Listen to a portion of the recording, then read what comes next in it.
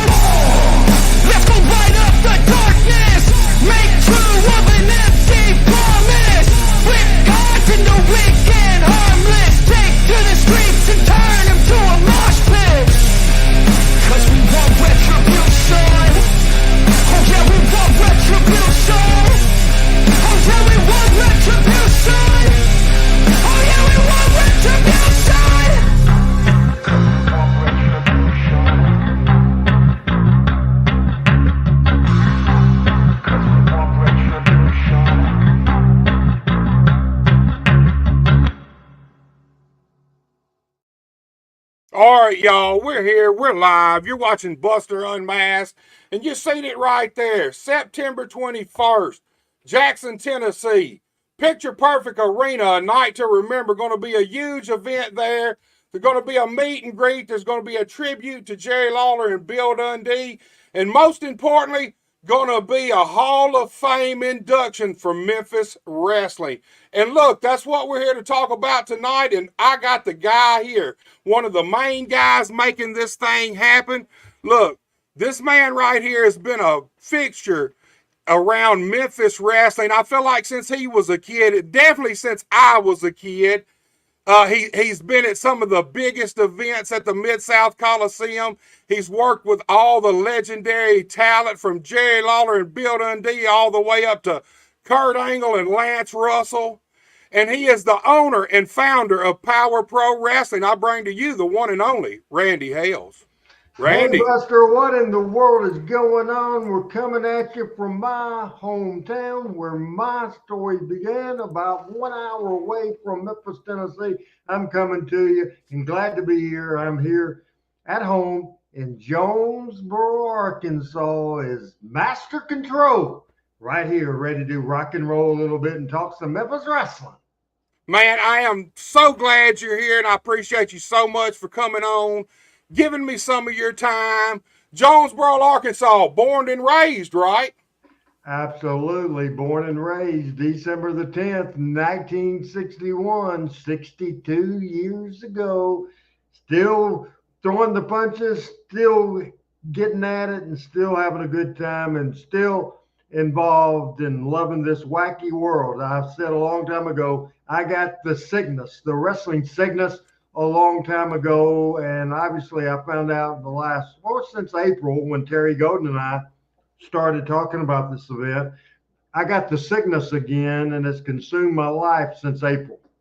Well, look, I think we need to find out a little bit of background history about Randy Hales, because I don't know a lot about you and how you got into business. But before we get to that, let's talk about how this big event on the 21st actually came to be. You mentioned Terry Golden. You and him are the guys who are really making this thing happen. How did this all come about, Randy? Terry and I knew each other.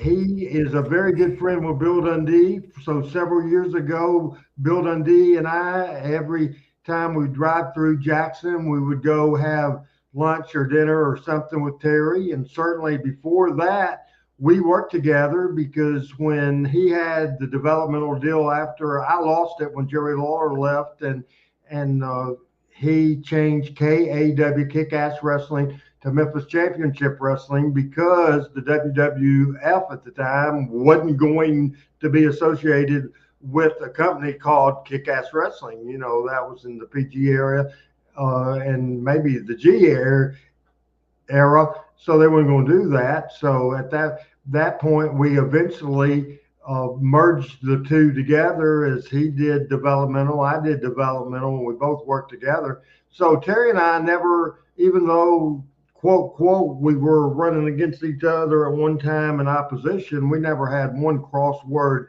ever. And then in April, he gave me same way you reached out to me, Facebook Messenger, and he gave me a little message, and finally it ended up in a phone call. And, you know, I'm always thinking about drawing money, and he wanted to do something. His initial idea was to do a KW reunion. And Right. then somebody, I think it was Wolfie D, mentioned it and said, hey, you should make it a little more involved than that, and you'll be better off, and it would work out if you call Randy Hales. It was Wolfie D that told him to call me, a PG-13. And so Terry called, and we sat around, and he had a vision, and I will tell you what his vision is. He wanted Lawler and Dundee to walk that aisle one last time and be featured in that situation, and then to have a bunch of local guys with wrestling matches and that sort of thing. And I'm thinking, if I'm going to be involved in something, you know, I wanted to go with star power. I wanted to, because I think the wrestling, the fans these days, there's so many vendors that make a ton of money with these fan fests and that sort of thing. So I pitched the fan fest type of deal, and I also pitched the Memphis Wrestling Hall of Fame deal. And so it just went through there. So basically, the Memphis Wrestling Hall of Fame is that's 100% of what we do, and who we have on there is up to me. And obviously, I take feedback from the assistant director, Kevin Lawler, that does a great job with a lot of the graphics and the plaques and that sort of thing. But Terry and I have just worked together great, just fantastic. And how to cross word. And we are, and I stole from an event I did in August of 1995 when I did a show and you know what? It happened to be in June of '95 in Louisville, Kentucky. It was a legend reunion show, and we called it Night to Remember. And that's always been stuck in the back of my mind, Night to Remember. So even though this will start during the daytime, it will be a night to remember. And I'm thrilled to death. The Lawler Dundee thing evolved from walking to the ring. It's going to be a lot more than that, Buster. It's going to be a whole lot more than that because we will have Lawler and Dundee come out. They'll go, this is how we're going to open it up. This is how, maybe at 5 minutes after 7, because blasting a name from the past, Tom Pritchard, who's going in the Hall of Fame, his tag team partner in Memphis was Pat Rose. Pat has a son that's a country music recording artist, and at 7 o'clock, straight up and down, Camden Smith is going to sing the national anthem.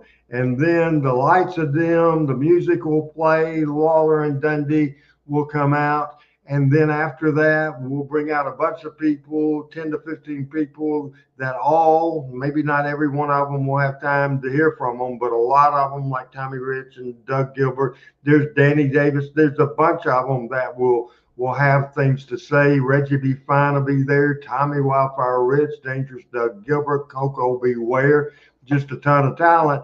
And then we'll end up clearing the stage, and I'm not going to smarten people up to this, Buster, but there's 2 presentations that we will do to end that opening segment. And there won't be a dry eye in the house. I can guarantee it. That's how we'll set off the ceremony right at 7 o'clock, and I'm thrilled to death about it. Yeah, man, it's going to be a huge thing. And I'm like you, it started out as like a little germ of an idea to have a KAW reunion.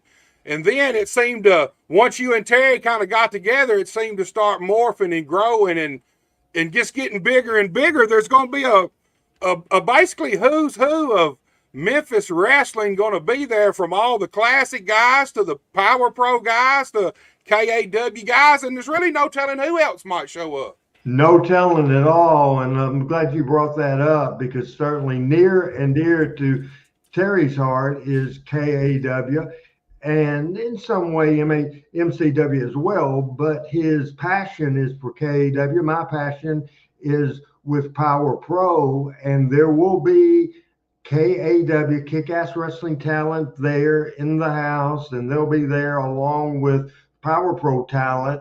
And that'll be a celebration, and an absolute celebration for sure. Hey, I'm a wrestling promoter, and you mentioned something, not knowing my story, and off the air in the backstage area when we're talking, I've already cussed your ass out one time because you said you didn't know my story. I guess you've been living, let me talk.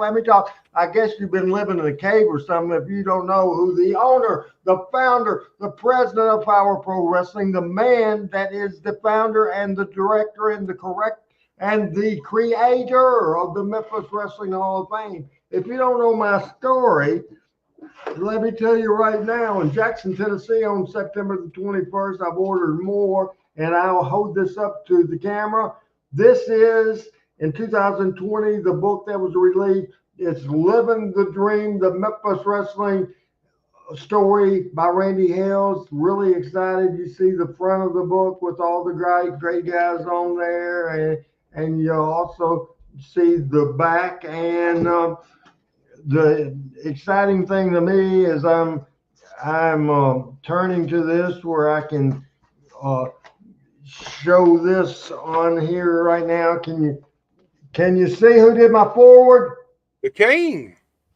The King, Jerry Lawler, and that was a thrill as well. You can go to RandyHalesMemphisWrestling.com, but I will have books, and the first thing I'm going to do, I'm going to sell this book that's on my desk right now for a prop normally that I use to do these hard sales, but I'm going to put this in my briefcase. I'm going to sign it To Buster, I'd sign it right now, but I don't have a Sharpie, and I like signing my books in Sharpies. But I'll sign it to Buster, and I will have a book. Since you're too damn cheap to buy it yourself, to go to RandyWrestling.com, I'll bring you a book, and I'm sure you'll ask questions about the background and the start and the finish and everything else, and I'll answer those questions. But man, this is a pleasure. This show is pretty. I love the Buster Unmasked. I love the graphic up there. I love that you stole my Memphis Wrestling Hall of Fame banners. That's great. You see in the background my set, as you see Right. my group from my book, Simon, Bill Dundee, Derry King, and the people that co-host with me, Talking Memphis Wrestling, on Tuesday night. And I didn't mute this call, and I will mute the thing right now. And that picture is of those people from my book signing. That's great. And you see the show posters up on the wall right now, including not a picture of the poster is up there. I'm excited what you're going to throw at me on this. This will be exciting. This will be fun, and we'll have a good time.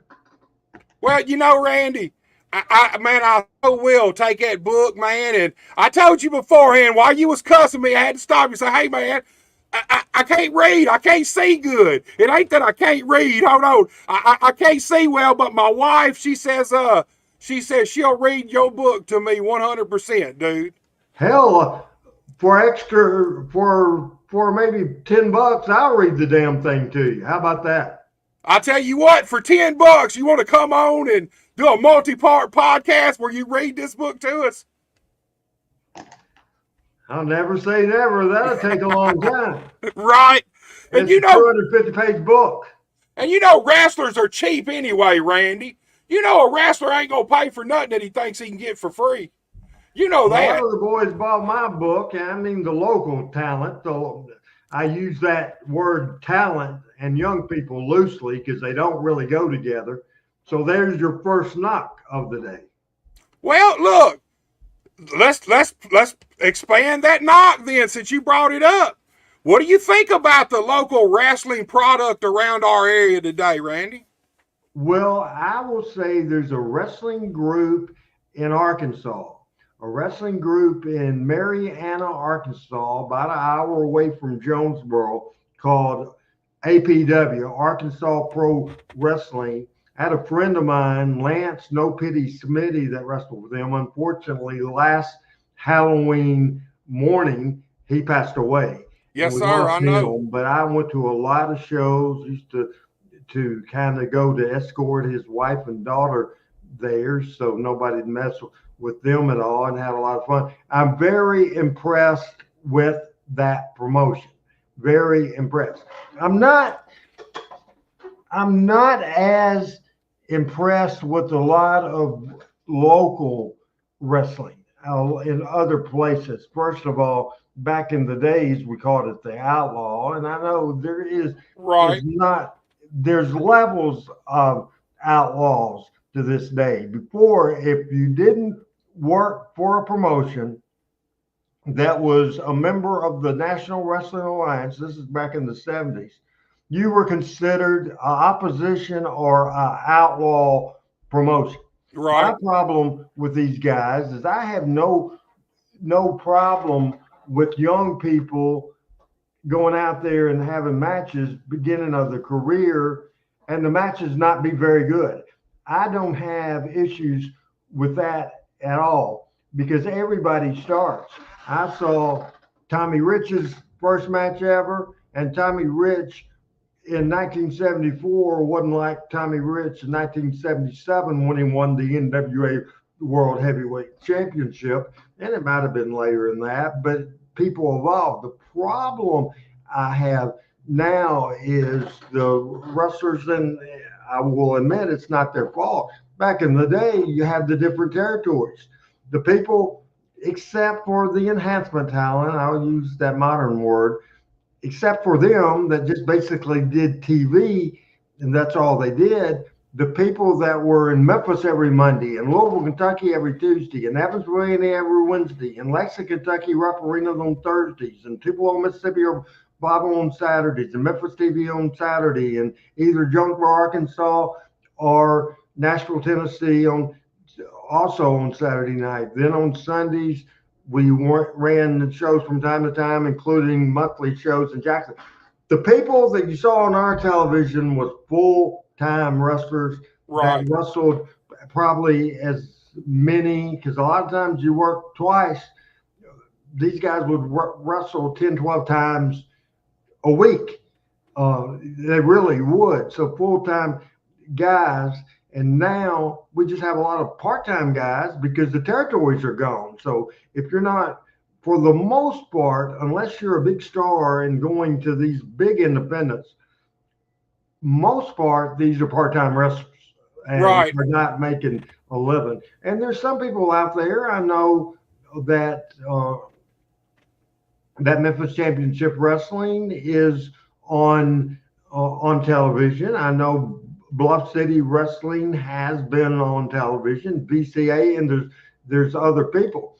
A couple of things that piss me off, Buster, is first of all, a lot of the young people, especially coming probably from both of those companies I mentioned, especially with the owners of Memphis Wrestling. One thing, and a lot of the crew members, they say it's a knock on Lawler and Dundee, and they say, well, Lawler and Dundee didn't pass the torch. They didn't pass the torch. They didn't pass the torch.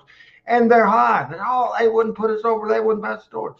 Well, you dumb son of a bitch, let me tell you a story right now. There's no torch to pass, period, because that Strong TV, that major NBC network affiliate television went away in 2001. Where are they going to pass the torch? In bum F Egypt or bum F Tennessee, something like that, where nobody can see it? Passing the torch is getting a young talent that you have plans for, that you can draw money with and make money with, that can move to a different area. I don't see a lot of these young talent around here moving to the next level. Do you? Randy, I agree with you 100%. And here's the thing. Man, when I broke in 1991. I started looking for a place to train. I actually didn't start training until 92 because back then there still wasn't wrestling schools all over the place. It took my brother like 6 months to get a hold of Jerry Jarrett finally to find out where to come train at.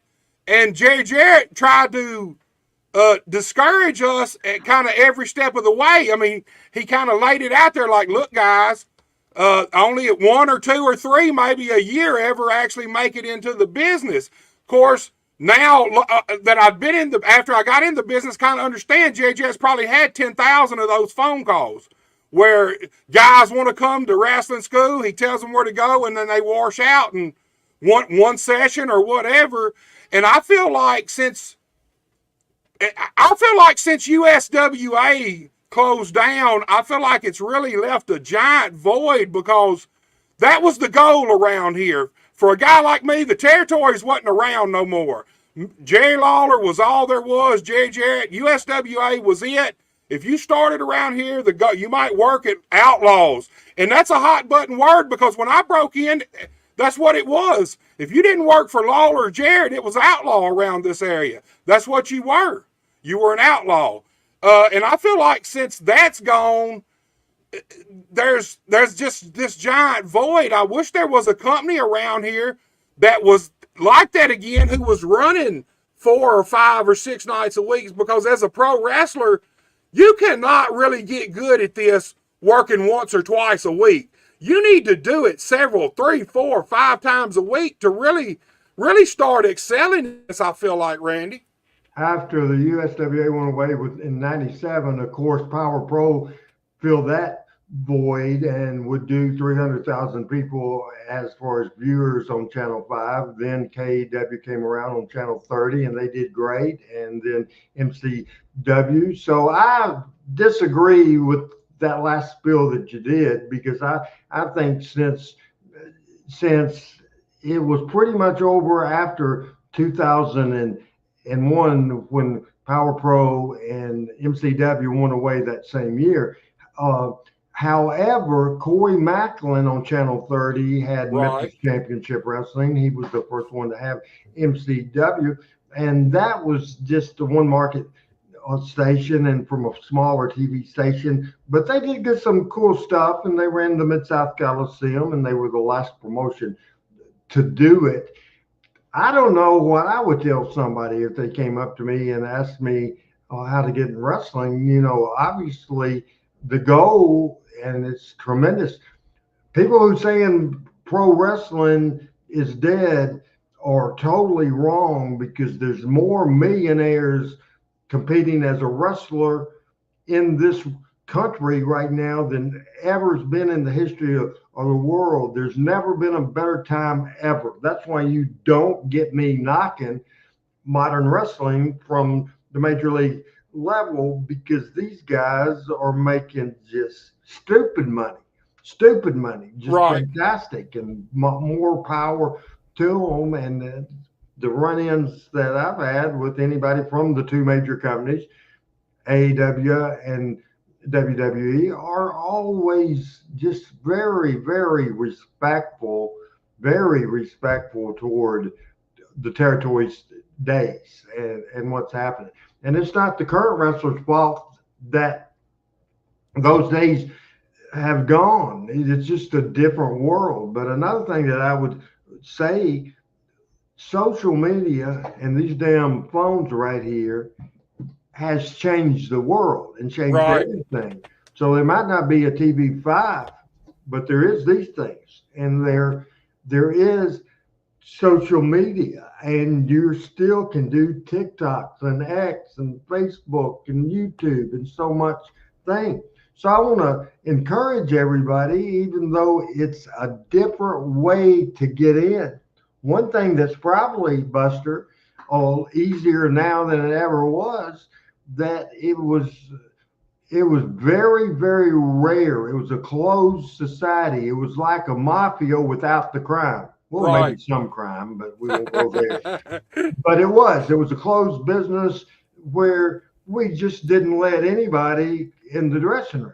I'll tell you a story before we even get down to the background. I obviously started selling pictures, not obviously, but I started selling Eddie Marlin pictures when I was 10 years old. He liked me. That was my into the business. He often said, Randy Hales, the son I've never had. I always said Eddie Marlin was like a father to me. He lost my father when I was a year out of high school, and I was real close to the thing. Even saying that, when I started going after high school and into college, I would go to Memphis. They'd see me in Memphis. They'd see me in Louisville. What that meant was I saw the match in Louisville on Tuesday night that I saw the Monday before in Memphis. Right. Tojo Yamamoto used to ride with us, and he came up to me. He said, Randy, I know that Little Man, which is Jerry Jarrett, and Bugs Bunny, which is Eddie Marlin, love you. Said, but they're letting you into our business. They're letting you into our dressing room. If you open your mouth and talk about what you see, I swear to God, I'll kill you. Just like that. Yeah. Just like that. And that's how it was. And that's the thing. I feel like now pretty much anybody can get in the wrestling business. There's really no criteria. You can buy some boots, buy some tights, or go to Walmart and get you something. And you can go to one of these local shows and they'll let you wrestle whether you should be in the ring or not. And I'm like you. I think it's way too open now. There is a lot of outlets for pro wrestling. YouTube, like you said, Twitter, Facebook, all these different things. But let me get your opinion on actual television, because when I broke in the industry, if a good promotion had good TV, it gave them credibility. now TV is not quite what it used to be, I don't think. What's your opinion of the TV situation? Do you think that for a wrestling company around this area to really be successful, do they need to be on broadcast television still, or can they do it with just the internet? I think most of them can't get on broadcast television because the cost. Right. To get on, say, channel, what's the closest TV market to you? Is it Jackson? Jackson. So I would guess to get an hour right now of weekly television in Jackson on Channel 7, the network affiliate, would be $1,000 a week. A lot of money. Who could do that? Right. So I think there is a way. First of all, you have to be smart about it, because if nobody sees that, if nobody sees, say you, and I know you have a lot more than that, but let's use that as example for somebody else, somebody that works for one of the promotion around there. Say they look at their Facebook page, and they have 50 followers, and maybe they have 10 followers on Twitter. You have to have a bunch of people out there, and Right. and it can be successful. We've sold a lot of tickets so far coming up for this night to remember, and we'll get to that the reason that I'm here to sell some tickets, people. Right. But we've sold a lot of tickets, all based on social media, 100%. And my shows that I do on Mondays and Tuesdays, all over the place, Facebook and Twitch and Twitter and YouTube. Best way to find me on YouTube is youtube.com/@Randy Hales, the Randy Hales channel on Facebook, on YouTube, and everywhere else. Just check that out, and we get a lot of numbers. That advertising on all my shows, and also everybody sharing the stuff that we posted, is what we've had so far.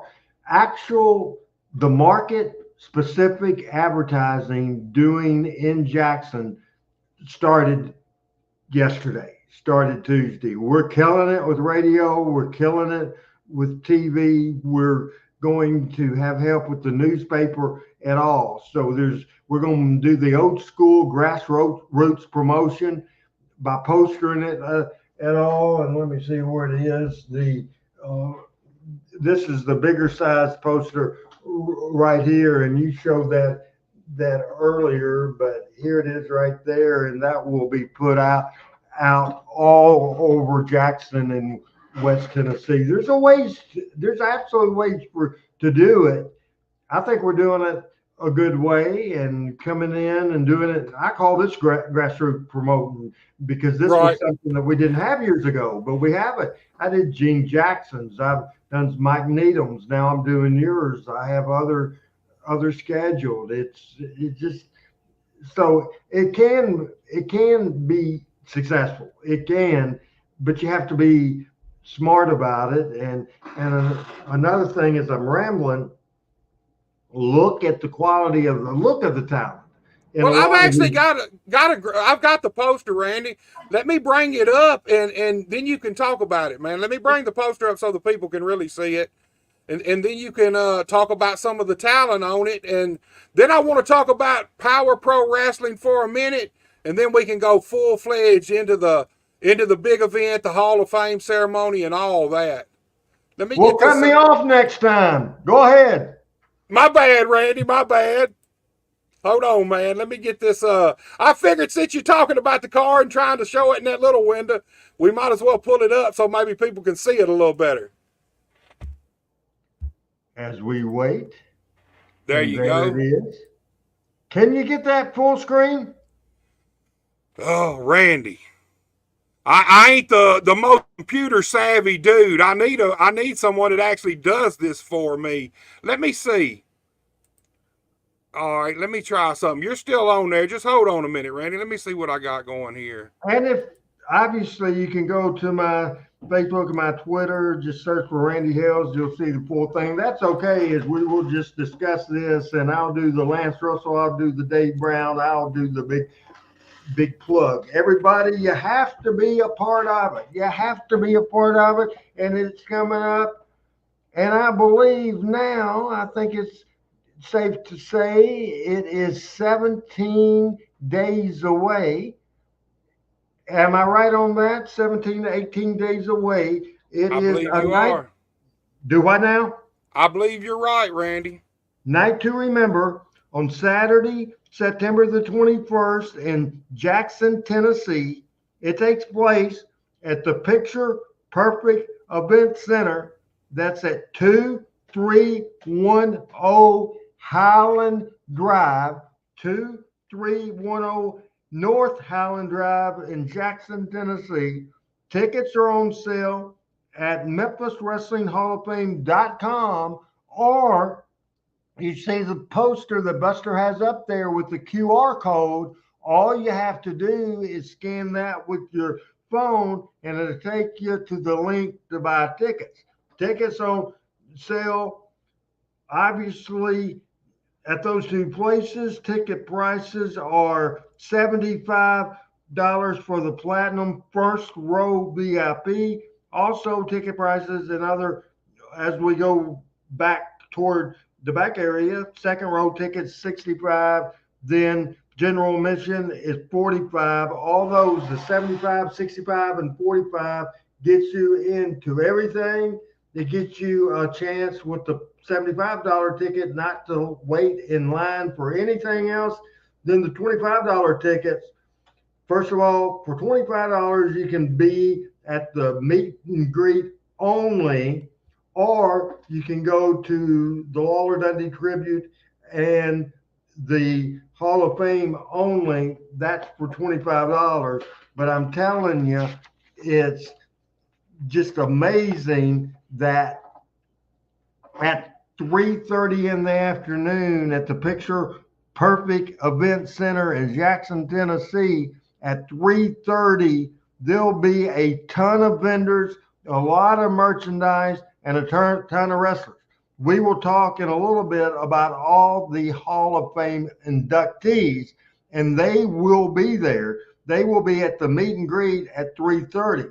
Besides that great talent that we'll talk about in a little bit, let me give you an idea who else will be there. Of course, Jerry the King Lawler, of course, Bill Superstar Dundee, and all the Hall of Fame inductees, plus Tommy Wildfire Rich, Dangerous Doug Gilbert, the Birdman, Coco Ware, Downtown, good-looking Bruno, Cousin Carl Fergie, Jerry Lawler's first cousin, the greatest wrestling referee I've ever seen in my life.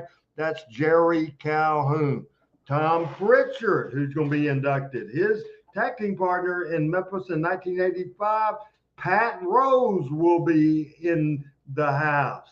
Former NWA World Tag Team Champion and Junior Heavyweight Champion, the son of Rick, Kerry Morton, in the house at this meet and greet.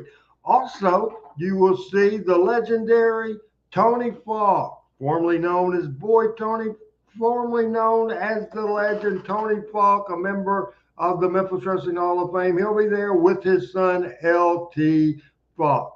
Reggie B. Fine is in the house. Doug Basham, the nephew of Danny Davis, in the house.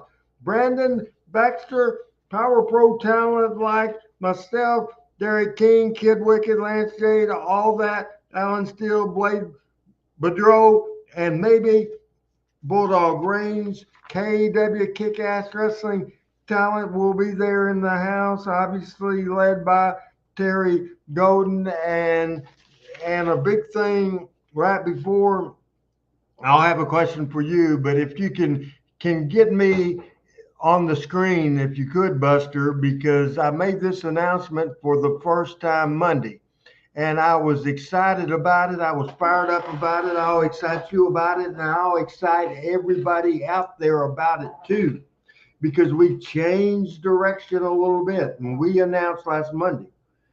And this does my heart good, Buster. This fires me up. The Hall of Fame ceremony will be hosted, and everybody knows what's the greatest broadcast wrestling team of all time. It was Brown and Russell, correct? Right.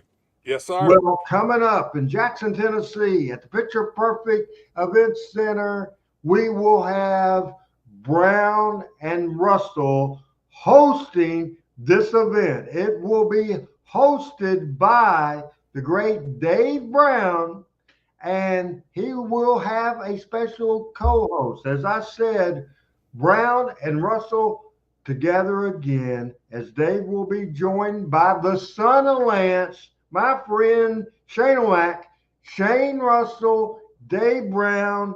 Russell and Brown take you back to your childhood. And that's what we got. I'm blowed up, and with all the people will be in the meet and greet, the vendors and everything else, I'm blowed up. So before we get into the Hall of Fame inductions, just what we've talked about so far, the Dave and Shane news, and also obviously the great meet and greet. What are your thoughts now, Buster?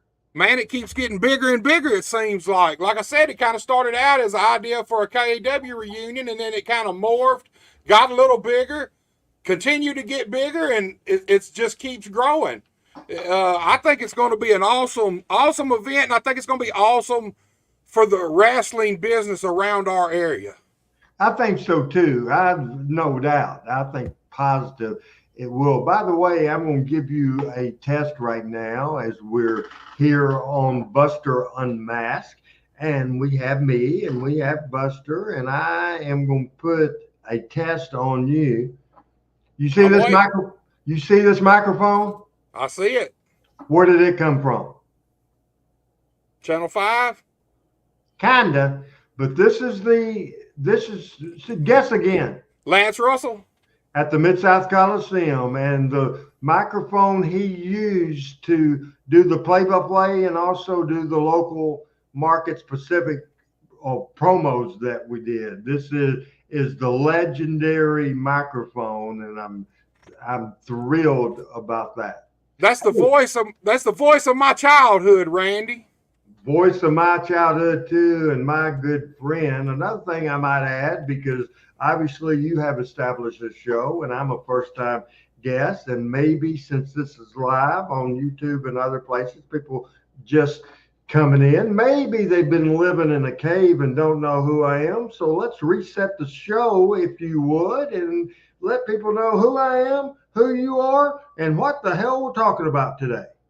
All right, here we go. Look, we're live. You're watching Buster Unmasked. I'm Buster. The man right there had been in the wrestling business since he was a 10-year-old kid.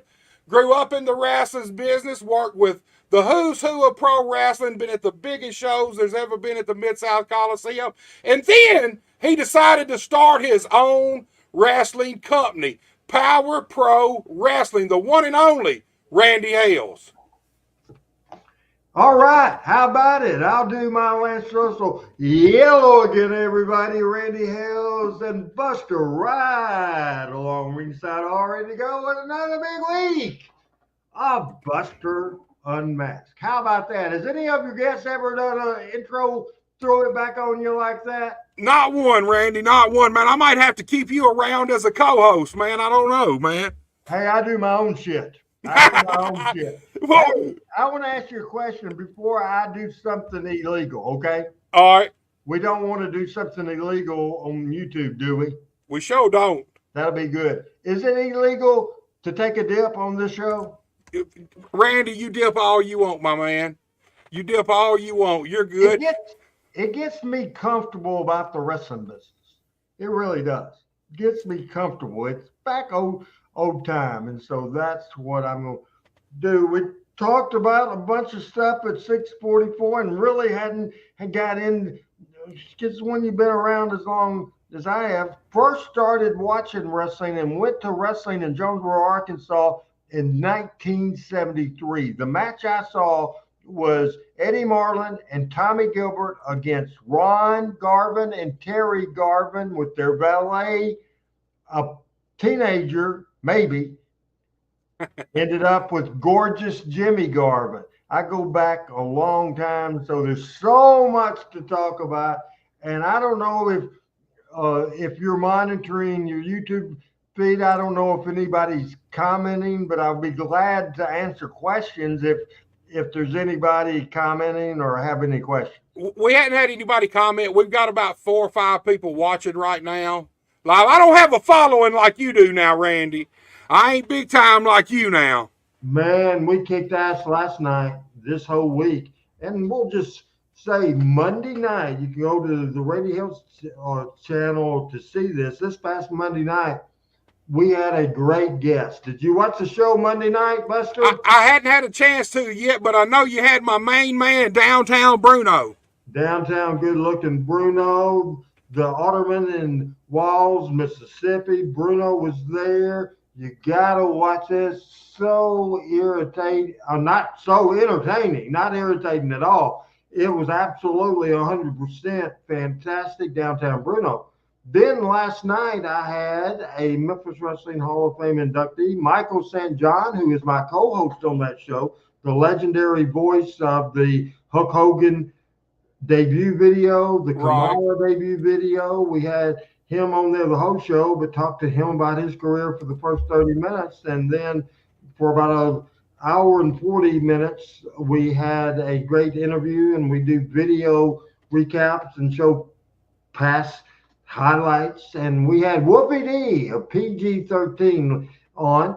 And I will just say this coming up this next Monday, I got Rick and Carrie Morton in the house. On the following day, on next Tuesday, we will hopefully have another inductee, Sir Mo. Then following Monday, a week from this coming Monday, we hope to have Dave Brown, waiting to confirm that, waiting for that.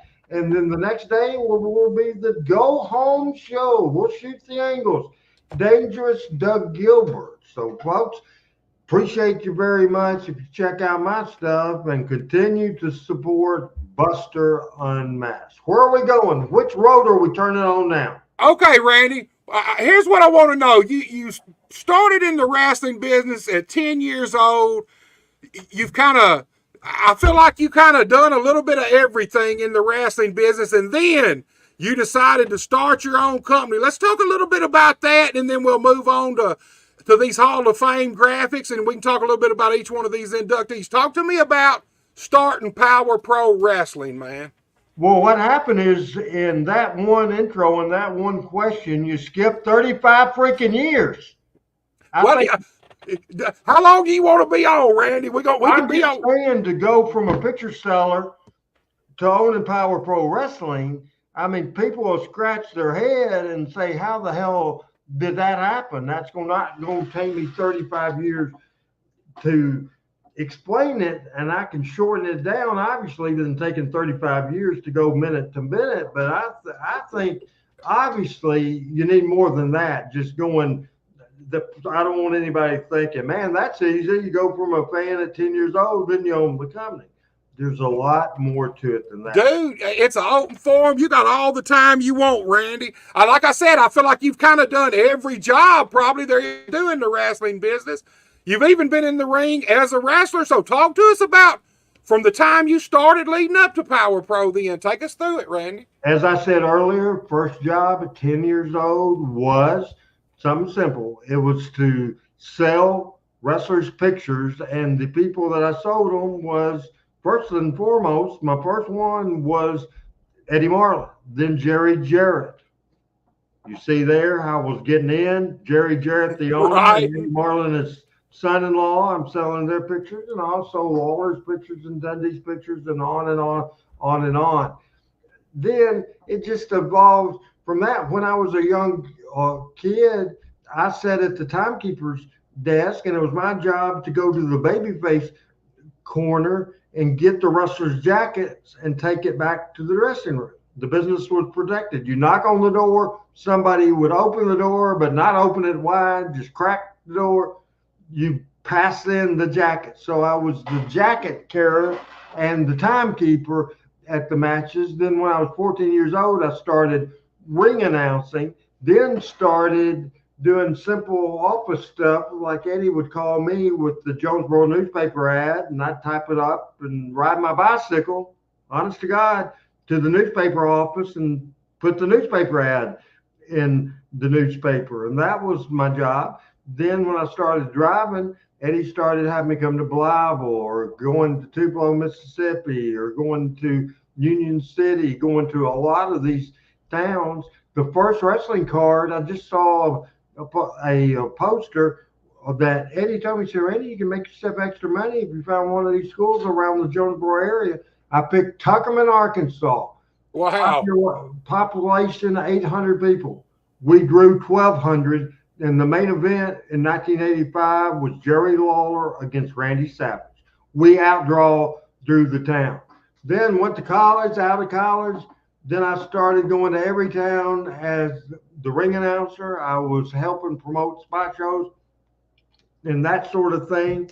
In 1986, Jerry Lawler and Jerry Jarrett, who took turns doing the booking, it was of course Lawler's time, and Lawler is not into details and wasn't going to all the towns, so he hired me as his assistant. I moved to Memphis, moved away from home for the first time. I got a place in Memphis, and I would go every day. He had an office behind his house, and I would be on that. And then a year later, Jarrett took back over, and I moved to Nashville.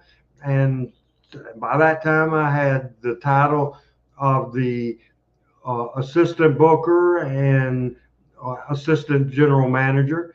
And then I went away because I got mad at Jerry Jarrett, and we won't get into that. In 1993, I came back and quickly became the general manager of the company.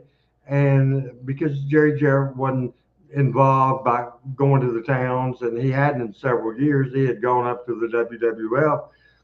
See, I'm making this pretty short. So in March the 7th of 94, I came up with the Monday Night Memory idea. Jimmy Hart did the Monday Night Memory video. Right. And it was just great. And we had Monday Night Memories, and we went from less than 1,000 people the Monday before to this event that did almost 9,000 people. Big jump. And that within 2 weeks got me the booking job right there. And so it went from there. So that after the USWA sold, and that's a long story and a bad story, but after it sold and had new owners, Dave Brown didn't like what was going on. I didn't like what was going on. Corey Macklin didn't like what was going on. We just didn't like the new people in charge at all, who we felt didn't know anything about wrestling. And I thought in my mind, this ain't going to last long. It actually lasted a couple of months longer than I thought. That I'm thinking, this place is going to go to hell. And it damn sure not going to go to hell with me here. Because after it goes to hell, already, I didn't have a name. But I said, already I'm thinking, as soon as they kill this place, I'll open it back up. That was the idea. And that's what happened. They went out of business. Channel 5 canceled them. I waited a few months. I got meetings with TV5. By that time, Burt Prentice had already taken over Nashville. Danny Davis had taken over Louisville. So the option to redo the entire territory wasn't an option. So we went with Memphis only, and that had advantages and disadvantages, because at that point we weren't able to wrestle 6 times a week. Right. Most of the time it was usually every once in a while we throw in 6, but most of the time it was 4 to 5 with TV maybe 6. And it took place in April of 1998 was the debut show. And then Channel 5 had a news director that thinking big, and it was big enough to kill Power Pro Wrestling when our numbers were good, everything was good. But TV station makeups, they make all their money a lot of their money on the news. That's right. So profitable. And the spots for wrestling was high, but for news is unbelievable. Why do you think they have a 5 o'clock news, a 6 o'clock news, a 10 o'clock news, 6 o'clock in the morning news, and a noon news? They Right. make money there. And she wanted to take the wrestling studio that had also used for Friday night football every once in a while to do a special, and Magic Land back in the day, and for the wrestling. But she wanted a state of art new studio, and I understand that. And so they were taking away that big studio where you can have a wrestling ring in it and 200 people. That was going away. And at the end of my contract cycle, which is 3 years, then they didn't renew it, and that was it. Right. After hearing that, it was destiny that you started your own company, though. You kind of had a full blown education in pro wrestling from the time you started to the time you opened up Power Pro. So now that I've heard all that, I mean, it was fate for you to eventually start your own company, right? Yeah, and I'll honest with this, I in 94, 95, and 96 had a hell of a run, highlighted by the PG-13 and highlighted by Brian Christopher switching babyface. Lawler was here, Sid was here, Rich and Gilbert was here. Then we did the Smoky Mountain USWA program feud. Right. That was great, and that got my name out there. That was great. I was a better booker than I was a owner as far as a business person. I wish I would have it to do again, because business wise, that's the thing. Jerry Jarrett was a great booker, but he was an even better owner. And the name of game of any business is making money, Right. and first and foremost. And now, as I'm older, I understand it. And I didn't think this way with Power Pro. I thought I need to take care of the talent. I need to take care of the talent. I understand now. If I don't take care of myself, The you don't talent take care of don't. the talent, Right. because there's no money to take care of the talent.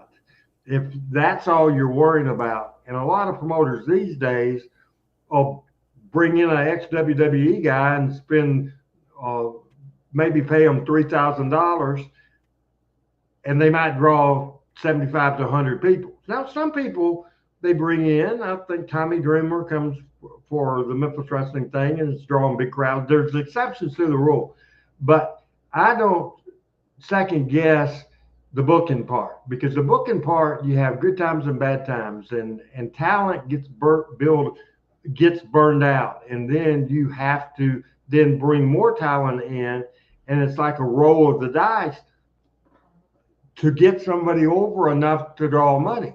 Right. And so there's that down period, and you have to start over again. I was a good booker, absolutely. Not as good of an owner. I said that about 100 times, but certainly I wish I'd have that part to do again, because I would take advantage of social media we didn't have back in the day, would take advantage of that as well. So happiest day of my life was April the 18th, 1998, the very first Power Pro show. And the saddest day of my life was April the 14th of 2001, and that's the last Power Pro TV. That's the last TV5 studio show that was ever done. Right, man. I think that's a big loss for me. I mean, for everybody. I'm 50 years old, and I growed up on Channel 5 wrestling, 11 to 12:30 when I was a kid, for all those years. And I feel like that's a big void that we're missing now. Let me ask you this. If you were to start a new wrestling company, would your goal be? Here's the thing: there's a lot of companies running around Memphis, but it's like nobody wants to run the territory. It's like nobody wants to try to put these guys to work 4 or 5 nights a week. If you was to open up a brand new wrestling company, what would your goal actually be? Would it be to open up the territory and start running several nights a week or more? Or would you just concentrate on television if you could get it? First of all, to run the whole territory, and the territory, as I said earlier, is Memphis on Monday, Louisville on Tuesday, Evansville on Wednesday, Lexington, Kentucky on Thursday, back on the Memphis Inn on Friday, TV on Saturday morning, and Jonesboro or Nashville on Saturday night, then Sunday, Jackson, Tennessee, and other towns on Sunday. If we were running a town, you know, you would have to have a footprint into not only Memphis, but also there's not to run just Memphis only. Back in '98 on strong ratings, I couldn't do 6 nights a week because I Right. wasn't on Louisville TV, Nashville TV, Evansville TV, any of those. So for the only way I would not open a wrestling company. I've just for fun a couple of times. One time in South Haven, one time in New Bern, Tennessee, one time in Ripley, Tennessee, for a couple of months. I booked a small show, just a one-off small show, and that was fun. And because it was the education to the wrestlers, because I did it just like a television. I did it just like I would have done it in 1994, and that taught them the wrestling business. Because basically, in a lot of these towns, the boys do whatever the boys want to do, and you Right. don't think about what you're going to come back with next week until you're in the building, if you even think about it then. And my philosophy was that I was in the building and I could tell you what the main event would be the next week, and for the next 6 weeks, the direction that I wanted to go in, with the option, if it didn't draw, to change it. Right. Television just has priced itself out. And because of streaming and everything else, you would have to look at streaming. But I don't know if streaming is strong enough, because you would have to build that. And because most people do stream, they really do, but not everybody does. Now, I think more people stream than they have cable TV. I'm a streamer. We stream. I cut the cord. Hell, probably 5 or 6 years ago, Randy. How do you watch CBS, NBC, and ABC? I don't really watch news. Well, I don't really watch a lot of TV anyway, Randy. To be honest with you, I don't watch a whole lot of TV. But I'm like you. Most young people for sure, they're streaming. They're not on they're not on the satellite, on DirecTV or Dish Network, and they're not on normal cable, old school cable. Most young people, anybody under, I would say 35 years old, they mainly stream everything they watch. 90% of the stuff I do, I stream, and I have YouTube TV that can get the ABC, CBS, NBC, so I can watch the Super Bowl. I can watch the NBA championship. I can watch the World Series. I still have that, but I'm paying $40 a month for it instead of $300 for cable or whatever it is. And, I obviously have to pay for my internet. I just think to run a wrestling company, I would do it the only way I know, and that's 7 days a week, 20 hours a day, and all out. And I just don't have, again, I'm 62 years old, and I don't have the energy to do that. And just to open up something in Memphis and around the say where you live, and say in Tupelo, Mississippi, around, you just couldn't make a go of it. And I would have no desire to do it unless there was the potential to not only make myself money and a living, but to make the wrestlers be able to. If you can make a wrestlers a living, then you can do more with that. So that's certainly. Right. I've had local promotions in the Memphis area ask me, and ones with television asked me to be involved. First of all, I don't think they listen to me, because I think a lot of young people think, and not just in wrestling and everything, they know it all. And obviously the wrestling business has changed. And I'm smart enough to know that the wrestling product that was successful for Power Pro in 98 to 2001, that's outdated now. So you have to evolve. But Memphis wrestling always evolved. Wrestling in the 50s was different than the 60s. In the 70s, it was different than the 60s. 80s were a step up from the 70s, then the 90s. And of course, Vince McMahon went national by 87, and the territories started flying away, and the wrestling business changed in 87. And that's the wrestling business I was in love with, for sure. Right. I agree with that, man. I agree with that 100%. All right, Randy. It's time to get back to September 21st, Jackson, Tennessee, a night to remember. The picture perfect arena and this huge Hall of Fame induction ceremony. I've got some graphics. Let me get us situated and start pulling these up. And we can say a few words. I'd like for you to say a few words about each one of these inductees, Randy. I want to remind everybody that starting at 7 o'clock, the national anthem, and then right after that, about 7:04, we play the music. Here comes the king. Here comes the superstar. A lot of other people that's involved in their life and their career comes out, and we have a great tribute to Jerry Lawler and Bill Superstar Dundee, a fantastic tribute that will be about 35 minutes in length, and it will include two great presentations.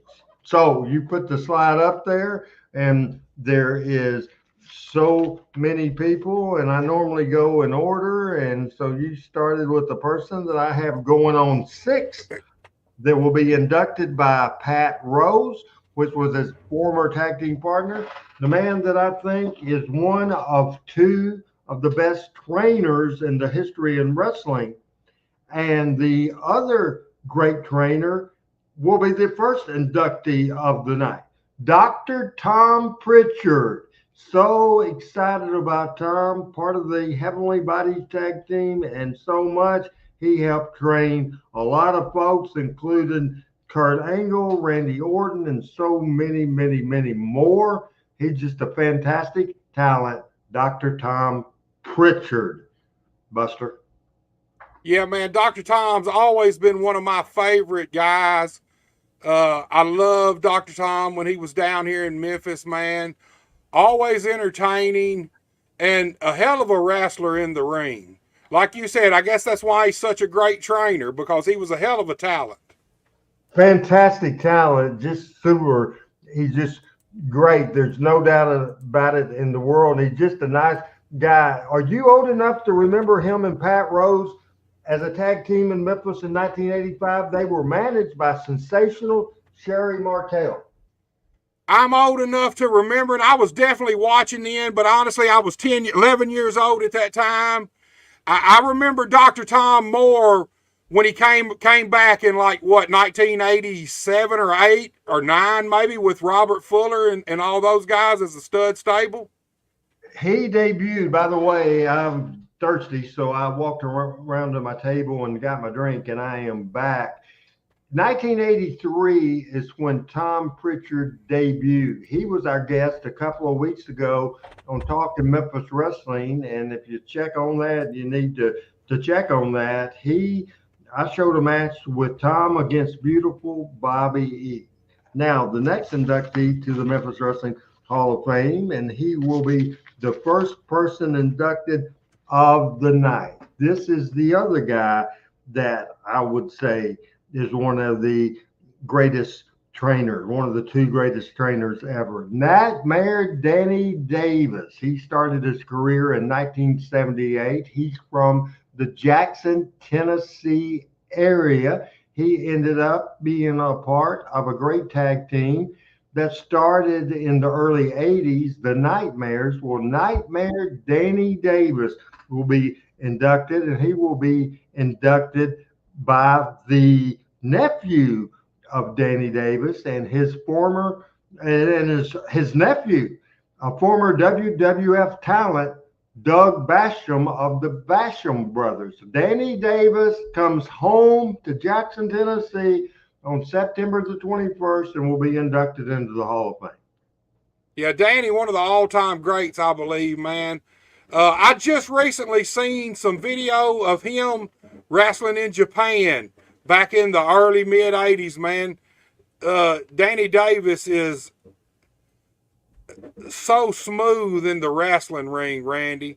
Man, he's just, it's almost flawless when he's in there, man. Well deserved of being in the Memphis Wrestling Hall of Fame.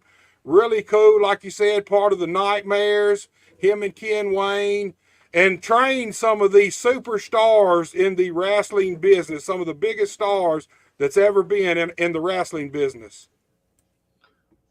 No doubt about it.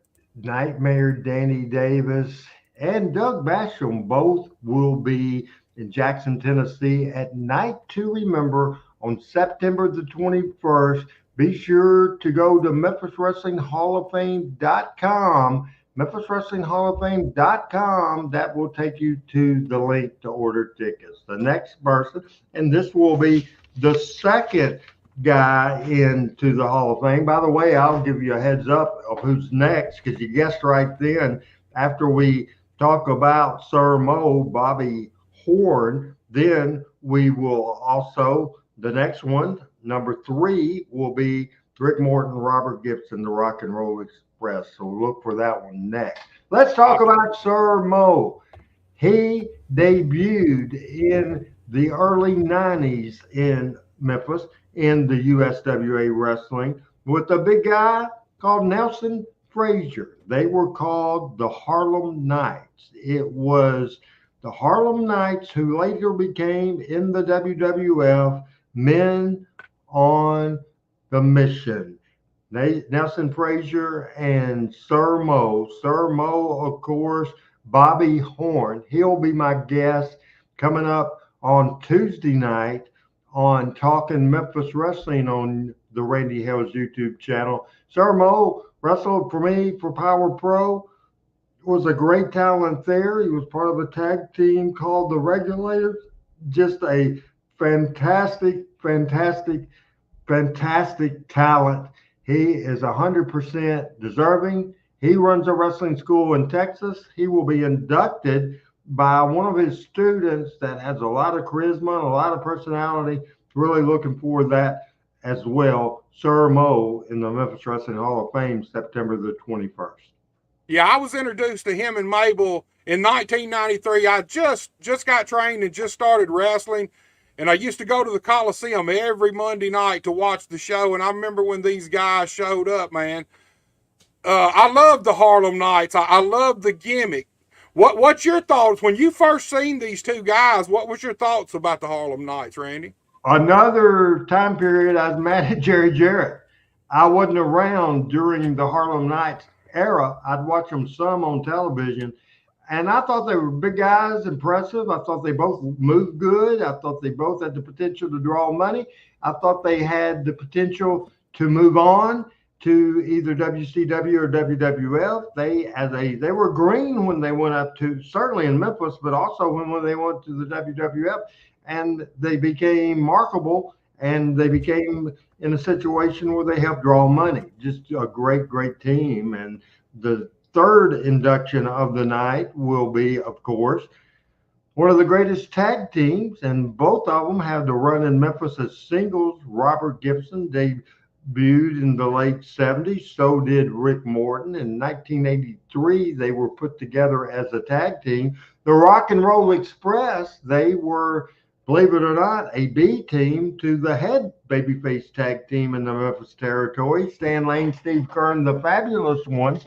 Their big break happened at the end of '83 because they were hired by Cowboy Bill Watts. And they went to Mid-South Wrestling in Oklahoma and Louisiana. And they had a hell of a run and had record business, and for the first time started feuding with Jim Cornette as the Midnight Express, followed by probably 1985, they moved to Jim Crockett Promotions and was on the Superstation WTBS and had a run with the Midnight and other teams, the Volkoffs and others, Arn Anderson and Tully Blanchard, and just so many. Rock and Roll Express, maybe the best babyface tag team of all time, even though I will say the Fabulous Ones, the best babyface tag team in Memphis, because they just were, without a doubt, the best babyface team in Memphis. But nationwide, Rock and Roll, the best ever. They will be inducted by Rick Morton's son, Kerry Morton. Kerry a former NWA World Tag Team Champion. Kerry, also a former NWA World Junior Heavyweight Champion. He'll be in the house. Everybody you see on the screen now and during this Hall of Fame ceremony will be at the meet and greet, because meet and greet starts at 3:30, folks. You got to be there, grab you some merchandise, shake hands, and talk to the wrestlers. Got to be a part of it. Real excited, without a doubt, for sure, about the Rock and Roll Express. And to give you a production note before you talk about the Rock and Roll Express, the next one will be Terry Gold. Man, I'm gonna tell you something, Randy. I need a producer on this show, man. If I ever make $1 million, man, you got a job if you want it. I definitely need a producer on this thing. But look, the Rock and Roll Express, wrestling royalty to me. These are a couple of the guys that made me want to get into professional wrestling, made me want to be a professional wrestler. Like you said, huge stars nationwide, battled the Koloffs, Arn and Tully. Ricky Morton had his big feud with Ric Flair, the Midnight Express. These guys have been in the ring with the very best there is in the wrestling business. And like I said, wrestling royalty, there's no doubt about that. It's got to be super cool for Ricky Morton that his son's going to be the one to induct them into the Hall of Fame.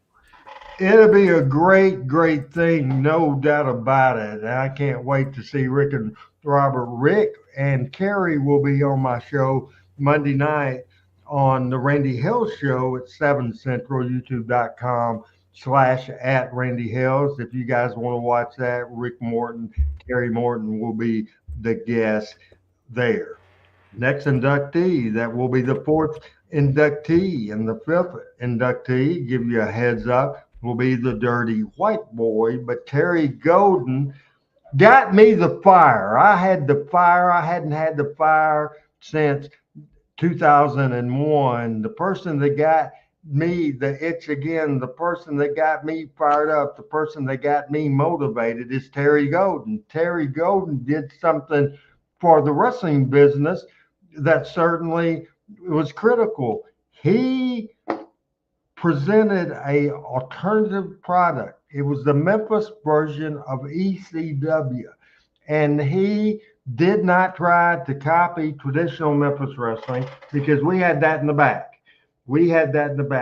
He presented alternative product that was successful without a doubt in the world. It was successful. I'm having trouble because who I want to induct him, we're talking about Kerry Morton, who I want to induct Terry Golden is his two sons. And they might be a little shy. So if they don't do it, I don't know who the hell's going to do it. Terry got me fired up. Terry is really as fired up, or maybe even more fired up than I am. He's bought in to my vision. He had the vision, and we're doing the vision. KW reunion, we'll do that. Added Power Pro to it. We're doing that. I added and he had the initial deal of, hey, let's walk Lawler and Dundee to the ring for the first time. That's all him. I added the rivalry for the ages presentation and that whole segment, and I also added the Memphis Wrestling Hall of Fame.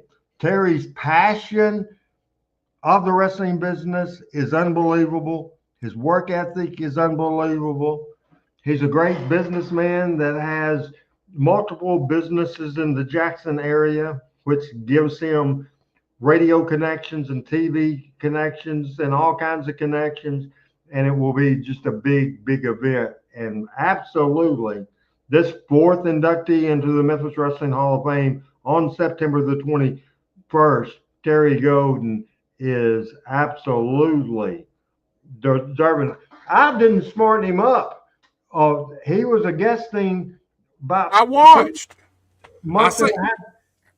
He didn't know I was going to do that. Honest to God, that was not a work.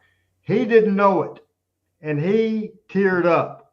And that's the type of person, Buster, I want into the Memphis Wrestling Hall of Fame.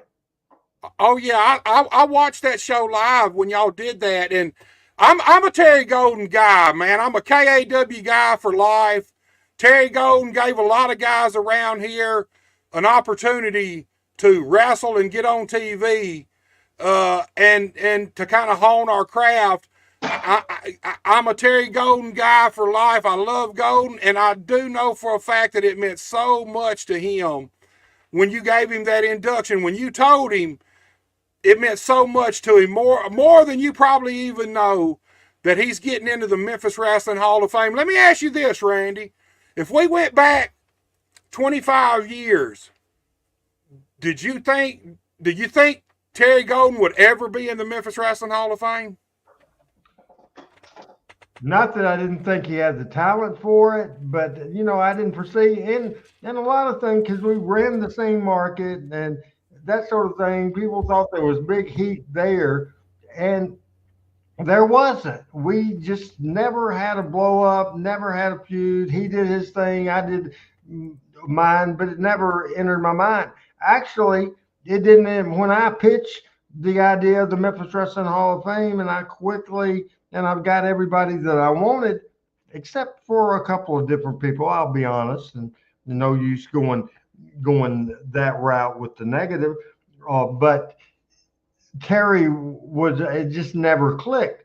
But the phone conversations I had with him, the meetings I had with him, a few car trips I had with him, and his reaction on my show, I made that left turn. And added him right there, and certainly so deserving. I think it means more to him than anybody. And even though I think it means a lot to everybody we'll talk about tonight, but I think it means more to Terry because, again, he was the alternative guy and wasn't with the main office mainly at all. Right. And so to get that recognition, and he knew it was coming to me because I have help with the Hall of Fame. I have fans suggest Kevin Waller helps me a lot, especially with the graphics and that sort of thing. But this deal and this event, I mean, Terry is real sensitive on the fact. And it's just not true. He's thinking, well, Terry's involved in running this show, and now he's put himself in the Hall of Fame. That's not true because I threw it at him, and absolutely, we talked afterwards, and he said, do you think that makes me look bad? I said, hell no. I said, my decision, and we'll tell people it's my decision. It totally was. So he won't make any decision. If a wrestler, say Jamie Dundee, calls and asks him a question about, hey, I have an idea for the Hall of Fame, and Terry will tell him and tell others, that's not my deal. That's Randy's deal. He decided who's going to be in it. He decided who will get inducted. It's his deal. I don't know. Ask him. He's been great. The next person, and I'm excited about them, with Lynn Denton, as you mentioned earlier. He was tag team partners that first came into the Memphis territory in 1983 as the Grapplers. They were a great tag team. Then they lost their match. They came back as the Dirty White Boys. They ended up splitting up. Lynn Denton went to Portland, was a great booker there. Dirty White Boy has been everywhere, including the WWF, and he had a hell of a run both as a heel and a babyface for Smoky Mountain Wrestling and Jim Cornette around the Knoxville, Tennessee area. He was accompanied by his former wife, the Dirty White Girl, that was just a beautiful young lady and has a lot of great memories and memorable moments in Memphis wrestling, just a ton of them. He's just a great talent that also worked for Power Pro, without a doubt, and just a great guy, just a fantastic guy that I haven't seen since 2001. He will be inducted by his real good close friend, Dangerous Doug Gilbert. And before we switch to somebody else and get your comments on the Dirty White Boy, I'll let you know that Tom Pritchard is next. We did Tom Pritchard first. I know, but let's just run through this again. Okay. In the order. Okay. Yeah, Dirty White Boy. Look, he's another. He growed up on the Dirty White Boys. Didn't realize who he was when they were the Grapplers. But man, when they come back as the Dirty White Boys, I thought the Dirty White Boys, I was just at the right age where Dirty White Boys was cool as hell to me. Like you said, he's been everywhere. Him and Lynn Denton as the Grapplers, one awesome tag team. They were awesome as the Dirty White Boys. And Tony himself, awesome single talent on his own by himself, like you said, been to the WWF, worked everywhere there is to work around our area. Highly deserving of being in the Hall of Fame, and I'm glad to see him going in, Randy. No doubt about it. Dirty White Boy will be a member of the Memphis Wrestling Hall of Fame. We talked about it earlier. We'll talk about it again now. One of the two greatest trainers in the history of professional wrestling, no doubt about it. Inducted by his former partner, Pat Rose. We're proud to have in the Memphis Wrestling Hall of Fame from Texas. He made a big splash in 1983. He also was a part of the Texas-Tennessee feud that was great. He went to work for the WWF, for WCW, for Smoky Mountain Wrestling all over the place. He held tag team gold and is just a fantastic talent. Again, we talked about him before, talking about him now. Doctor of Love, Tom Pritchard, Buster. Oh, yeah, Dr. Tom kind of always, his mannerism, the way he would do his hair, kind of always reminded me slightly of Roddy Piper when I'd watch him. He had a little bit of Roddy Piper in him, I believe, man. But like you said, one of the very best trainers, training guys, some of the best young guys getting in the wrestling business today. He's one of the guys who trained those guys. PG is next, PG-13. So we'll take a look at them. It will be the 7th entry in the Memphis Wrestling Hall of Fame. JC Ice, Jamie Dundee, the son of Bill Superstar Dundee. Jamie Dundee and Kelly Warren Whoopie D came together in a time period I wasn't around in the early 90s, put together as a heel tag team.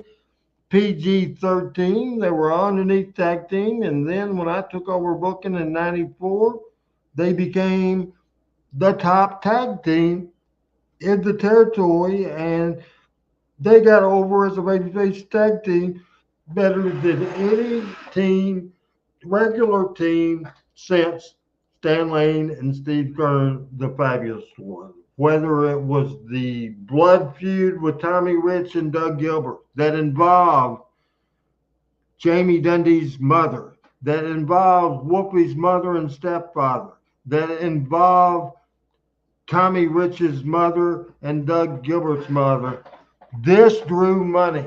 This got them off the ship. This took them, Tommy Rich and Doug Gilbert and Randy Hales, took them from underneath kind of silly, not serious tag team, somebody that became main event, somebody that became a part, one of the best feuds, I think, ever, the best promotional war type of feud ever in the Smoky Mountain USWA feud.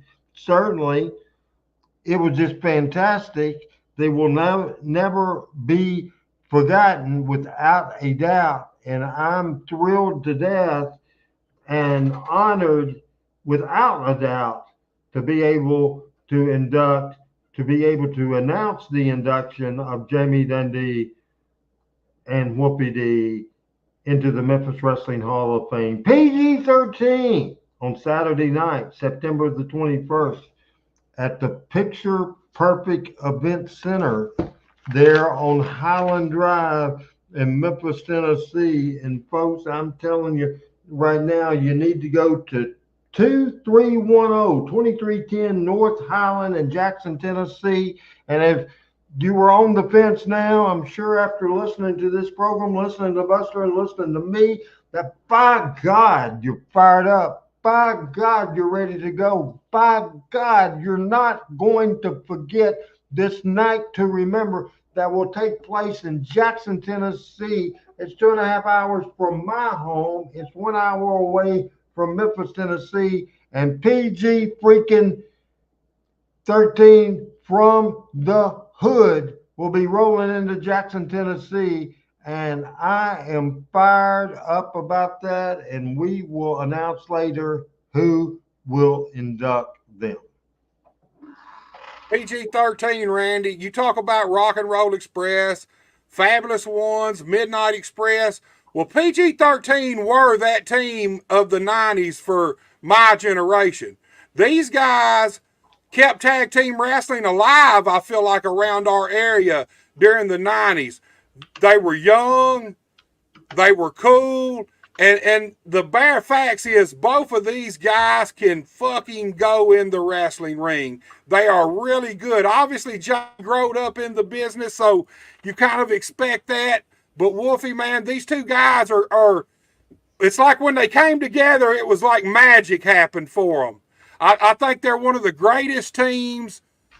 I think they're one of the greatest tag teams in pro wrestling history ever, and I feel like they don't really get that credit that they deserve, and I'm so glad to see them going in the Hall of Fame this year because it's well deserved for these two guys. Absolutely, there is no doubt about it. And I wrote the wrong person in the chat that we're going with next. I'm certainly I've typed it to you in your notes on the right side of the thing. PG-13, I'm all for that. And this next person, co-host Talking Memphis Wrestling on Tuesday with me and Pat Trammell. He is Michael St. John. He is the voice of the Hulk Hogan debut video. He is the voice of the Kamala video several different times when either Lance Russell was not around or Dave Brown wasn't around. The show was hosted by Michael St. John, and he did great things. He is, as the broadcaster perspective to Talking Memphis Wrestling, he will be inducted. I almost said indicted. He will be inducted by his two co-hosts of my show, where I'm the star, Talking Memphis Wrestling, and Pat Trammell from Alabama and Chris Ellis from Jonesboro, Arkansas will be doing the induction there. Looking forward. Michael is so fired up, and we'll do that on September the 21st. Michael St. John. Yeah, man, he's another guy kind of like Lance Russell, Dave Brown, another guy that I growed up listening to him, hearing his voice. Did not know until years later that he was actually the guy who did the voiceovers for the Hogan and Kamala video. But Michael St. John's one of the very best pro wrestling announcers / commentators I think that there's ever been out there. So fired up, so excited. There is no doubt about it. So I am fired up about this one. I am absolutely fired up, so fired up. You got me so fired up, so excited I could hit myself in the head. But this is a stiff ass microphone, so I can't lay that in very good or it would knock me out, and then you'd have to close this show by yourself. And good God, what would happen if we did that? I went away and people's enjoying this. I want to go to number 9 right now. Number 9 right now. Do you see in the notes who it is? Let me move this out of the way a little bit. Hold on there, Randy. Yeah, that's who I thought it was. Hold on. My screen that I pull up to share the things was blocking the gimmick, but let me get him up. I knew that's where you was going anyway. You know, back in our day when we said gimmick, we meant cocaine. Right. Now everybody says gimmick for everything now, so all that's out in the open, man. Coming into the Memphis Wrestling Hall of Fame, a guy that I first met in the early 90s, came in here, was the first person sent as a developmental talent, and later on we had everybody from Kurt Angle. I'm not going in order. Cactus Jack. We had had The Undertaker, we had Kane, we had so many people. The very first person sent in is Harry Del Rios, the Spellbinder, my good friend. Just look at the look and tell me that's not the look of a star. That's not the size of a star. And I won't say his age right now, but he looks as similar to that as anybody else you'll see coming up on September the 21st. The Spellbinder, Harry Del Rios, brought in, first managed by Burt Prentice. He's been a heel, he's been a babyface, he's been all over the card from opening match to main events. One thing I'm proud of, Buster, is he was in the opening match of the very first Power Pro Wrestling television show on April the 14th, 1998 against Paul Diamond. I wanted a match that would be fast-paced and exciting with two guys that could work, and by God, he can work. Paul Diamond could work, and that was great. And on April the 14th, 2001, I wanted a memorable match as the main event of the very last show, the last live studio from Channel 5 match that they'd ever seen.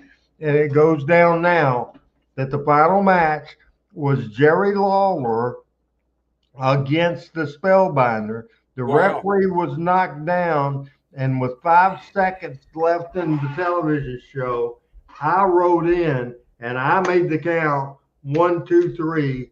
And the last shot of Power Pro Wrestling was a sad shot, a mad shot of the Spellbinder, and me raising Jerry Lawler's hand. I am proud because I would say that besides Brandon Baxter, who was my right-hand guy in this Power Pro Wrestling life, beside Brandon Baxter, who lives here in Jonesboro, Arkansas, and I talk to him and see him more than I do everybody else. But the person I talk to on the phone more than anybody is the Spellbinder. He called me last night and talked for an hour after the show was over with last night with Whoopi. He just loves the wrestling business. He currently lives in Oakland, Tennessee. A great best friend of Too Sexy Brian Christopher, the Spellbinder, a member of the Memphis Wrestling Hall of Fame, September the 21st. Inducted by me, Randy Hales, the owner, founder, and president of Power Pro Wrestling. Welcome to the Hall of Fame, the Spellbinder. Welcome indeed, Buster. Yeah, man. I remember when he first debuted as Del Rios, and I didn't realize he was a developmental talent at that time. I didn't know that, but let me ask you this. He's a guy that really cut his teeth and made a name for himself around our area in Memphis, and highly deserving. Who came up with the idea? Was it his idea to become the Spellbinder? Was it a collaboration? Do you know? Yeah, I know. I absolutely know. All him. It was all him. And then he got burned out himself about it, so we changed it up, and that was all him. I would listen to talent. Now, some idea of talent, I wouldn't say yes to everything.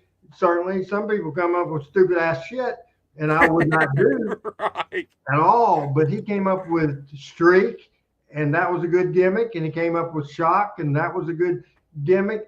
Spellbinder, just a great talent, without a doubt. And I am so excited about it, and we'll see what you have to say about him. And then we got one more left, and I've typed that in the notes as well.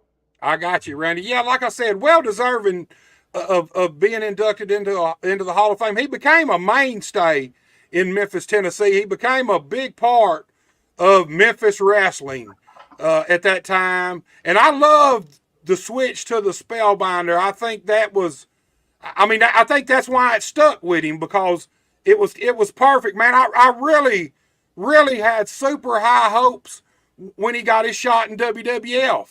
Man, I thought for sure that gimmick, that character, especially at that time, I thought that was really going to catapult him to the next level in pro wrestling. But awesome that he's getting into the Hall of Fame this year. Like I said, highly deserving. Glad to see that he's getting in, Randy. You got to be on the ball here. You getting the ball here because we're saving the last one for last, and we're going to review on September 21. And when I call them up, you need to be on your graphics, and you need to ready to rock and roll, and you need to go take that off. That's not where I'm going. I'm starting over. Because, folks, if you just showed up, if you just started watching this great program, Buster Unmasked, it's Buster and Randy here, and we're previewing a night to remember, September the 21st. So excited about it. The Hall of Fame ceremony will be right after the Lawler Dundee tribute, and the very first person inducted into the Hall of Fame will be Nightmare Danny Davis from right there in Jackson, Tennessee. Nightmare Danny Davis will be inducted into the Hall of Fame, and we'll go right to the, if you would get Danny up there, Buster, as Buster is circling and Buster is going around and around, and I think we have lost Buster Johnson. We have lost Buster Johnson right now, right here on the program, and here he goes. We lost you, Buster. We lost everybody. We lost you too. So whatever you were saying, you're gonna have to repeat. We lost it all. Now, we're going to go over before we get to the main event of the Memphis Wrestling Hall of Fame. And when I say a name, you just go ahead and put the graphic up there. The first person going in is Nightmare Danny Davis, as we need to be right on the ball, and hopefully we can get to these pretty quickly as we go into that. Nightmare Danny Davis inducted, number one. Number two, from the Harlem Knights and from the Regulators is Sir Mo. Sir Mo, Bobby Horn will be inducted into the Memphis Wrestling Hall of Fame. We're going to do a little rock and roll all night. Rick Morton, Robert Gibson, the Rock and Roll Express will be rolling in to Jackson, TWA. Save that for a little later as well. The Rock and Roll Express inducted in the Memphis Wrestling Hall of Fame. Number four will be my partner in this event, the owner, the founder, the president, the creator of KW Wrestling from Jackson, Tennessee, Terry Golden will be the fourth induction into the Hall of Fame. From East Tennessee, good old Dirty White Boy will be the fifth induction into the Hall of Fame, inducted by Dangerous Doug Gilbert, the Dirty White Boy. From Texas, a great trainer, Tom Pritchard, will be inducted by his former tag team partners in the mid-'80s. He'll be inducted by Pat Rose. Tom Pritchard, welcome to the Hall of Fame. From the Hood, JC Ice, Sir Whoopi D, PG-13 in the year 2024 will be inducted into the Hall of Fame.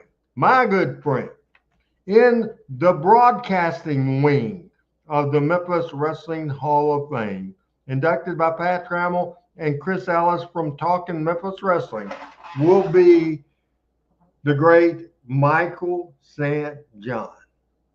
The one of the night that I will have the opportunity, and I hope I don't get emotional in front of the stage, in front of God and everybody. I hope I don't get emotional.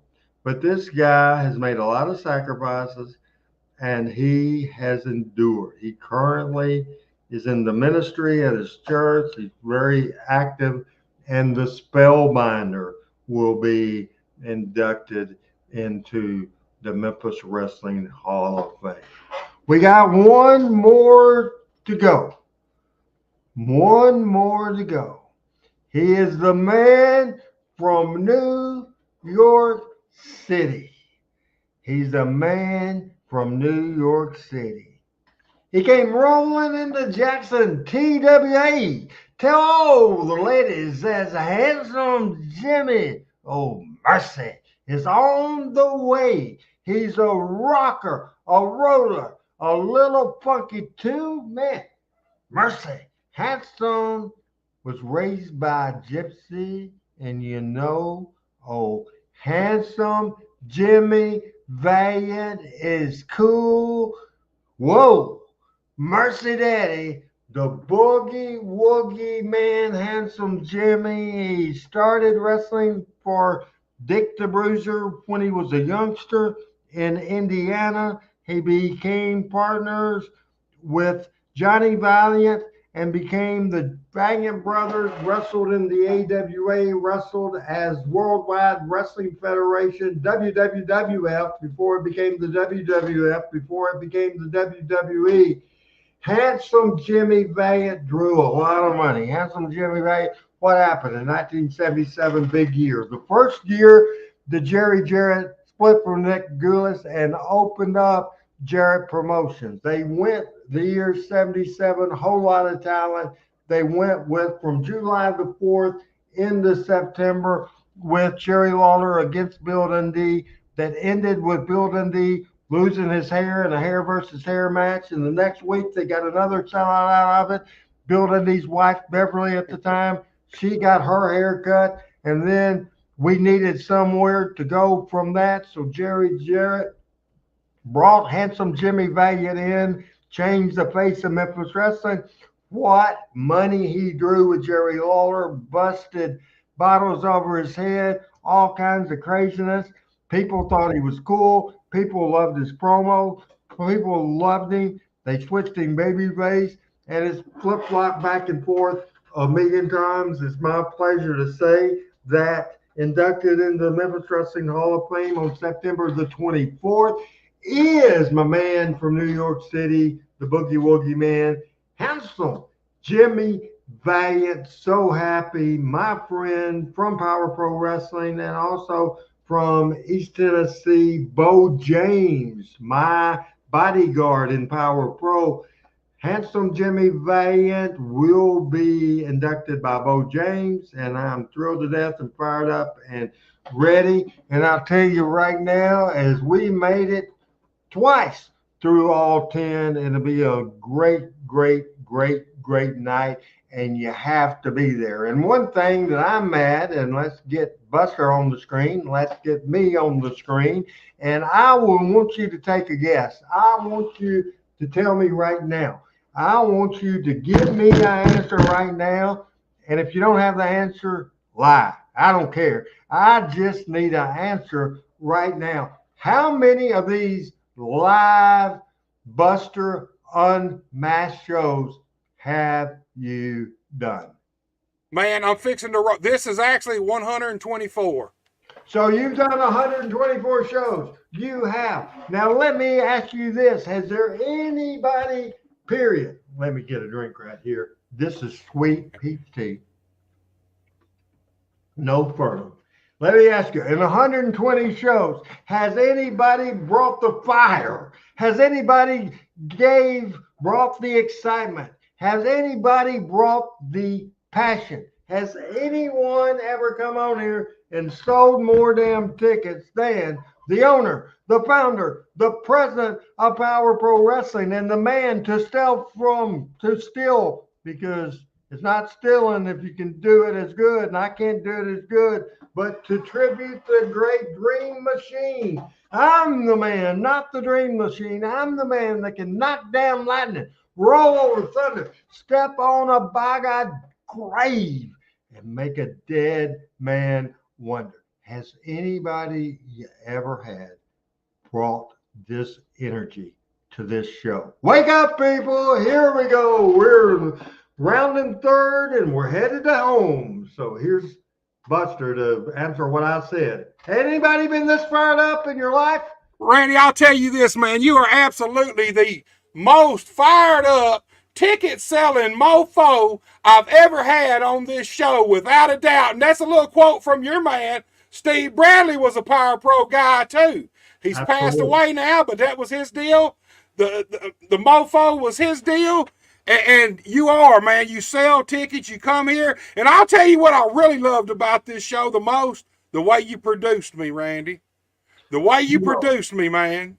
I was thinking, because I'm used to be on the other side. I'm a booker, I'm a producer, that sort of thing. And when I did it, I'm thinking he might be offended by this, but I knew you had no idea where I was going from one thing to another. No idea, because I'm crazy like that. I go to wherever the hell I want to go.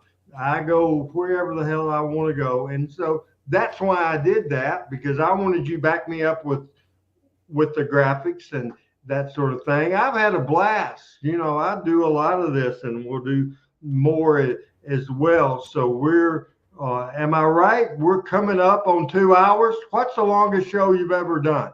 Oh, me and Alan Steele went like 3.5 hours, I think. Is that right? Man, and me and Derek King, I want to say, went 3 hours, maybe even 3 hours and 15 minutes. I've had a few long ones. You know how it is when you get on here. Look, I've checked out some of your stuff. You've got some long ones too. It ain't like you get on here and get off in 40 minutes. You're on here sometimes for 2.5, 3 hours.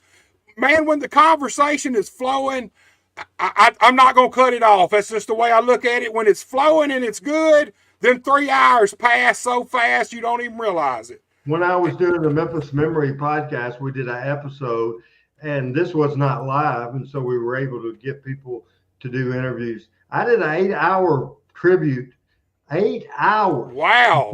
Of Brian Christopher. That was a hell of a show.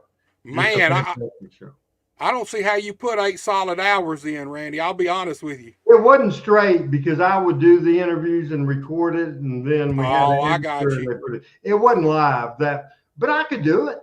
If I would have to be prepped. So on my shows every week, the Monday show, Power Pro watch along, most of the time, that's easy. We just watch back a show from the past, the Talk of Memphis Wrestling. I have, as a matter of fact, let me get to it. This is the notes from last night's show, and it's about 8 pages, and then that means if I have a guest and no shows up, I still have a program I can do. Right. Preparation is just so important. But Buster, I'm impressed with the look of this show. I am.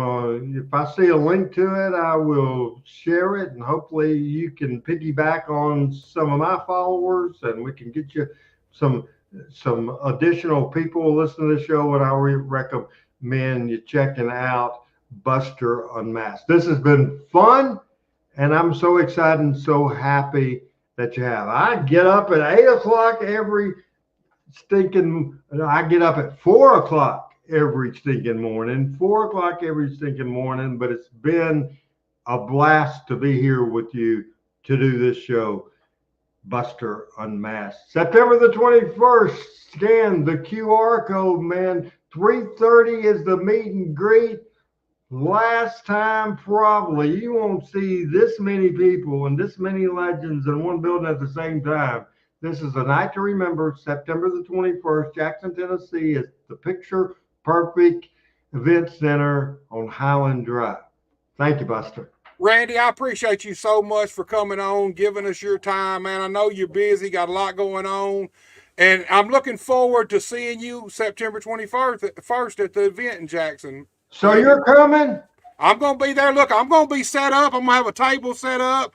I'm going to be recording some stuff for podcasts. I may even do a little bit of live. So if you're cruising by and you see my stuff, you see the Buster Unmasked logo, feel free to walk right on into shot, Randy. You got an open invitation. Hey, I'm going to smarten you up to this. In the meet and greet, we will absolutely encourage people that has podcasts to do it live during the ceremony, because we have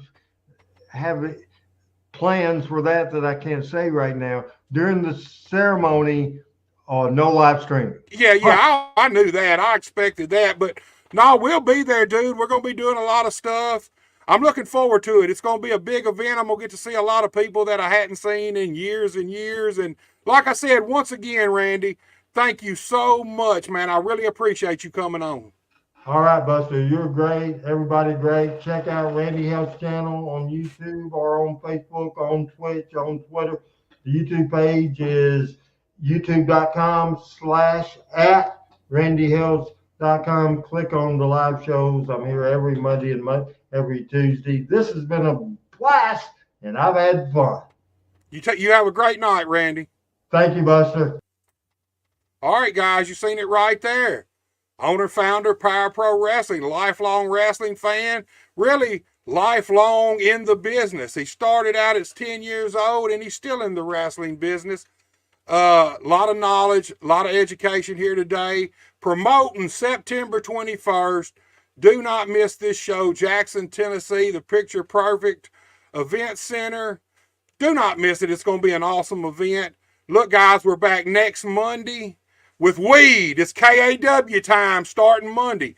We got weed next Monday, and we're moving on from there. So, till Monday, you guys take it easy. I don't ever slow up, no I don't take shit. I got no love for the fakeness. If you wanna play tough and wanna hate this, I'll always show up.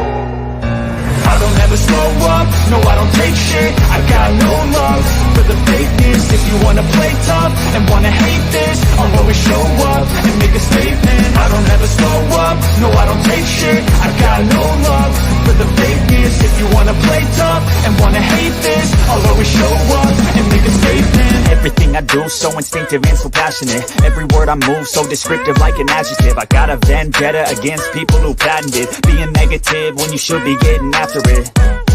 I got facts over tracks, this and that. Spitting slow, spitting fast. I could roast, I could gas. Think I'm okay at last, but I don't know if that can erase all the past. And the pettiness, a reflection of the emptiness. Hilarious, you think you're worth my time, you're delirious. Mysterious, because you are